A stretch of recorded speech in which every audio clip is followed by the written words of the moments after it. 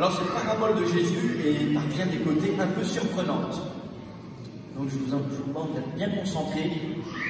On va tâcher de rentrer un peu dans le sens profond de ces propos de Jésus. Nous sommes au chapitre 16 de Saint Luc, juste après le 15e donc. Et le chapitre 15, on l'a lu dimanche dernier. C'était 3 paraboles, comme aujourd'hui une parabole. 3 paraboles de la miséricorde, avec la drachme perdue par la femme qui remue toute sa maison pour retrouver sa pièce, la brebis perdue, avec ce pasteur qui abandonne les 99 dans le désert pour aller chercher la seule qui est paumée, et puis les 2 fils du Père miséricordieux, le premier qui dilapide les biens, c'est le fils cadet, et le second qui est l'aîné, qui refuse la miséricorde de son Père. Et Jésus adresse ces paraboles aux pharisiens, aux scribes, qui voient d'un très mauvais œil la mansuétude de Jésus à l'égard des pécheurs. Il va manger chez des publicains et chez des pécheurs, ce qui est interdit par la loi de Moïse. Et alors Jésus continue de s'adresser à ces personnes de stricte observance et d'esprit étriqué pour un peu élargir leur cœur et leur faire comprendre qui il est. Alors c'est une parabole, ça veut dire que c'est une histoire pour faire comprendre. Mais c'est une comparaison. En ce temps-là, Jésus disait, un homme riche avait un gérant qui lui fut dénoncé parce qu'il dilapidait ses biens. L'homme riche, c'est l'image de ces scribes et de ces pharisiens qui sont riches de leur connaissance de la loi, qui sont riches et même imbus de leur personne, puisqu'ils s'estiment particulièrement valeureux de bien observer la loi. On le verra dans une autre parabole que Jésus dira 2 chapitres plus loin, au 18e chapitre de l'évangile de Luc, la prière du publicain et du pharisien. Et le pharisien, quand il prie, il se targue, il se vante devant Dieu de tout le bien qu'il accomplit, de la stricte observance dans laquelle il est fidèle. Donc cet homme riche, ce sont les pharisiens imbus de leur loi. Et le gérant qui est dénoncé pour dilapider les biens, c'est Jésus. Parce que Jésus, justement, est mal vu de cet homme riche à cause de sa miséricorde à l'égard des pécheurs. Et les pharisiens estiment que Jésus trahit la loi de Moïse. Et ils lui en veulent beaucoup. Ça court tout l'évangile. À chaque fois, ils cherchent à lui tendre un piège pour voir comment il est infidèle à la loi de Moïse, pour pouvoir l'accuser. Donc en fait, ce gérant qui sera qualifié de malhonnête, de manière un peu surprenante, c'est Jésus. Et que fait Jésus? Il ne se laisse pas impressionner par l'étroitesse d'esprit de ces pharisiens. Il veut habilement faire en sorte d'être accueilli chez eux.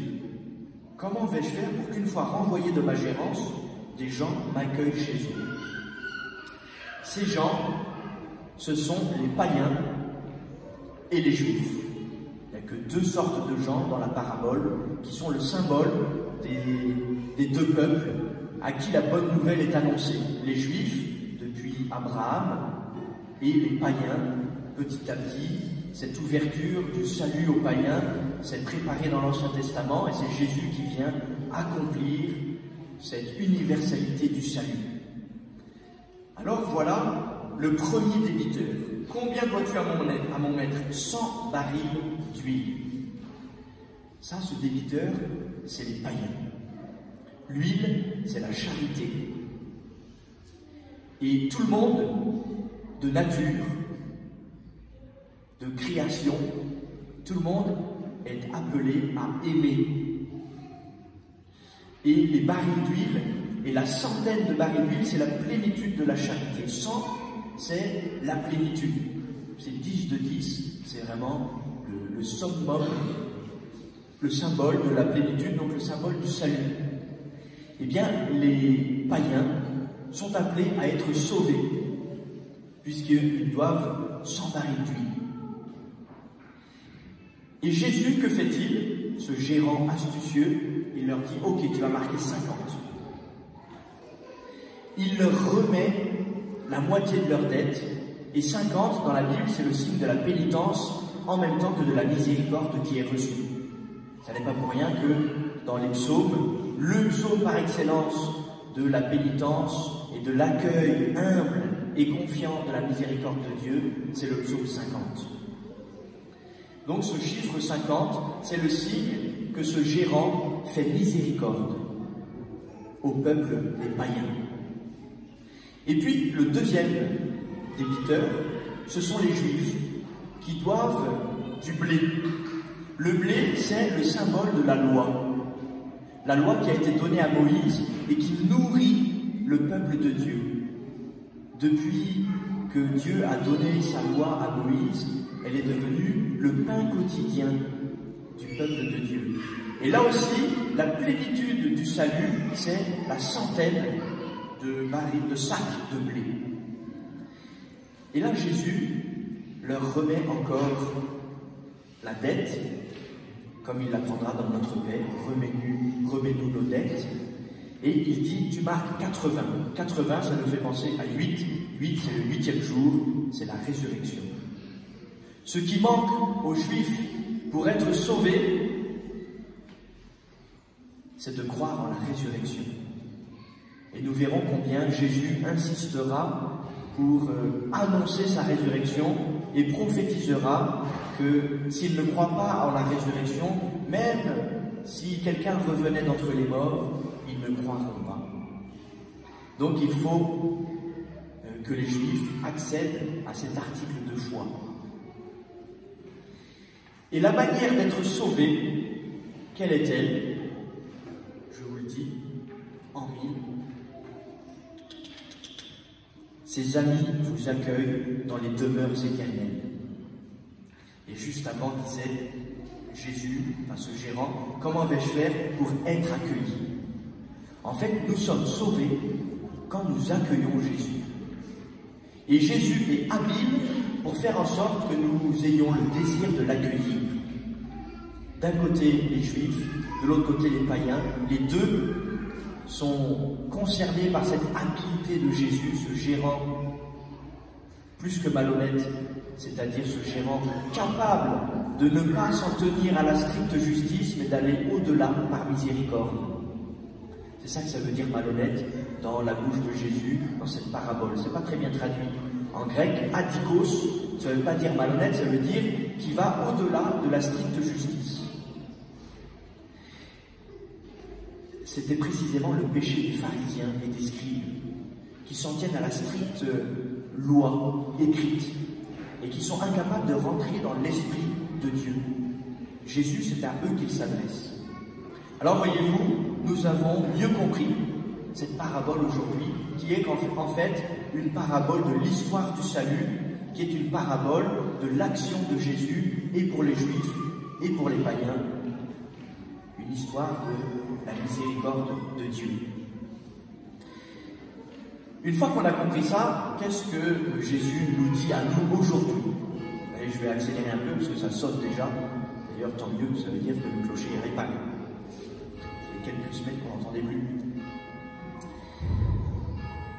Deux petites leçons spirituelles pour terminer. Aujourd'hui, s'il y a moins de monde à l'église, c'est parce qu'il y a beaucoup de scouts qui sont à leur rentrée du mouvement des SUF. Les scouts de France sont plus astucieux cette fois-ci. Pas toujours le cas, mais ah oui, bravo les scouts de France. Parce qu'ils font leur rentrée en même temps que la rentrée paroissiale. On les aura au milieu de nous, dimanche prochain. Les SUF, qu'on aime bien et qui ne sont pas là aujourd'hui, eh bien, comme les scouts de France d'ailleurs, comme tous les scouts, ils promettent d'observer la loi scout. Sur mon honneur, avec la grâce de Dieu, je m'engage, etc., à observer la loi scout. Et un des premiers articles de la loi scout, c'est le scout met son honneur à mériter confiance. Et Jésus ne cesse d'inviter à cet honneur. Celui qui est digne de confiance dans les petites choses pour être digne de confiance dans les grandes. Puisque c'est une histoire du salut que Jésus nous raconte aujourd'hui, il nous donne deux astuces habiles pour accueillir le salut. première astuce, c'est de mettre notre honneur à mériter confiance. Alors regardez un petit peu. Est-ce que la confiance est vraiment présente dans vos relations? Est-ce que c'est la confiance qui anime votre manière de vous comporter les uns avec les autres? Est-ce que vous voulez être digne de confiance? Est-ce que vous choisissez de faire confiance à ceux qui vous aiment? Attention que dès que de la défiance s'insinue dans nos relations, nous commençons de nous perdre et de quitter le chemin du salut. Première petite astuce pour rester bien sur la bonne voie du salut. Cultiver la confiance dans nos relations. Les époux entre eux, les frères et sœurs, les parents avec leurs enfants et réciproquement, les bonnes sœurs entre elles, etc., etc. Et puis, deuxième astuce que Jésus nous donne aujourd'hui, qui est plus qu'une astuce, qui est un vrai principe évangélique, c'est la dernière parole de l'Évangile. Vous ne pouvez pas servir à la fois Dieu et l'argent.